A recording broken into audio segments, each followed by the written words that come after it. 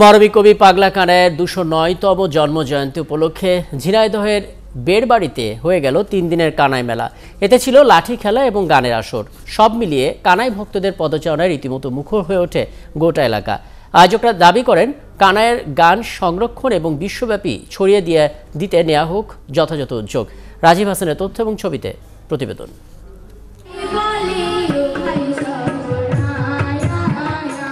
লোকগানের এই আয়োজন মরমী কবি পাগলা কানাইয়ের ২০৯তম জন্মজয়ন্তী উপলক্ষে ঝিনাইদহের বেড়বাড়ি গ্রামে ৩ দিনের কানাই মেলায় গান পরিবেশন করেন তার ভক্ত ও বাউল শিল্পীরা।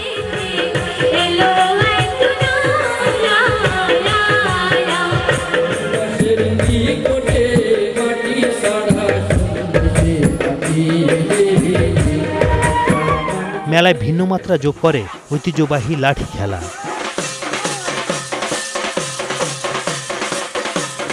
ছিল নাগরদোলাও।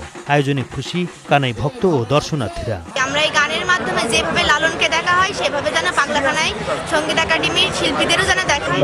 পাগলা কানাই ওনার নামে অনেক বই রয়েছে। আমি এখানে ঘুরতে আসছি আর ওনার এই বইগুলো সংগ্রহ করতে আসছি। আমাদের ইনস্ট্রুমেন্ট যেগুলো আছে, ভালো একজন টিচার, ইভেন প্রশাসনের যত ফ্যাসিলিটিস আছে তারা যেন লালনের মতোই আমাদের পাগলা কানাইকেও দেখে।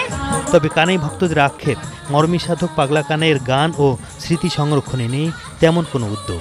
ধরনের আয়োজন শুধুমাত্র আধ্যাত্মবাদের মাধ্যমে মানবিকতার চর্চাকে সম্প্রসারণই নয়, শুধু এই অঞ্চলের মানুষের মধ্যে সামাজিক একটা মেলবন্ধন তৈরি করছে। সরকারি পৃষ্ঠপোষকতার মাধ্যমে এই বাণী প্রধান বাক্যগুলো যদি মানুষের কানে পৌঁছানো যায়, তাহলে মনে হয় এই বাংলার বুকে আবার সেই পুরানো দিনের মতো পাগলা কানাইয়ের গান স্থান পায়।